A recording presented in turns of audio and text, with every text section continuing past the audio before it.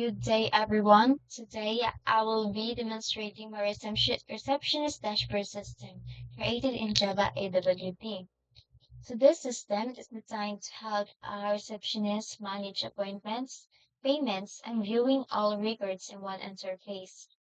I will demonstrate three main requirements: navigation between modules, events triggers, and functionalities of action. So first is the navigation between modules. On the left, you can see the sidebar with four buttons: Add Appointment, Add Payment, View All Records, or View List, and Lockout. So when I click Add Appointment, the Appointment module opens on the right panel. So if I click Add Payment, it switches to the Payment module. And if I click View List, the system displays a table of all saved appointments and payments.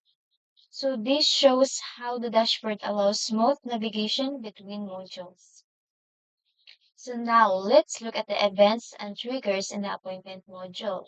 When I fill in patient name, for example, Sandara Jane, and select a doctor, add date, then, and time,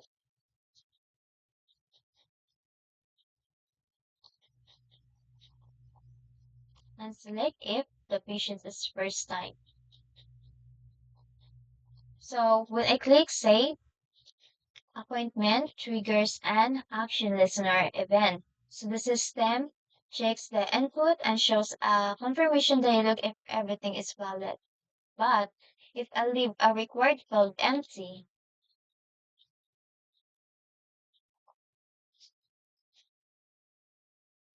the event triggers a warning message instead.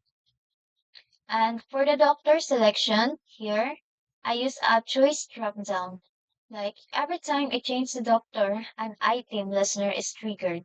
So this event can be used to confirm which doctor is selected or even update other field automatically.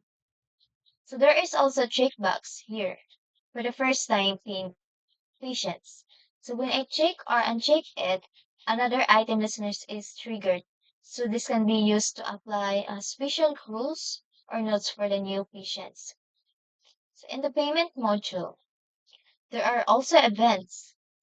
If I type in letters amount field, like for example, the K listener event prevents it and only allows numbers.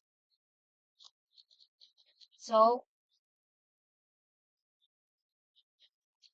so when I click record payment, another action listener event is triggered. A confirmation dialog appears. Like for example, patient ID and amount. So there's a confirmation dialog appears. So this example show how the dashboard responds to user actions using different event handlers like action listener, button clicks, item listener, drop down and checkbox changes, and K listener for typing restriction. So third is the functionalities in action. So now, so first in appointment, I enter the patient's name, choose a doctor, set the date and time, and click Save. So the system confirms and adds the appointment details into the list that is displayed on the screen. Second, in payment, I type the patient name, I mean the patient ID, and enter the amount numbers only, and click Record Payment. So the system validates the input and show a success message, just like appointments. So the payment details are also added into the list. So finally, in view list. So here I can see both appointments and payments I just created. So these records are displayed in the combined list panel. Since we don't have a database yet, so the records are not permanently stored. Instead, they are kept only while the program is running. So this means the data is displayed from variables and lists inside the code itself, but it still proves the functionality. Appointments and payments are successfully created, validated, and shown together in the list.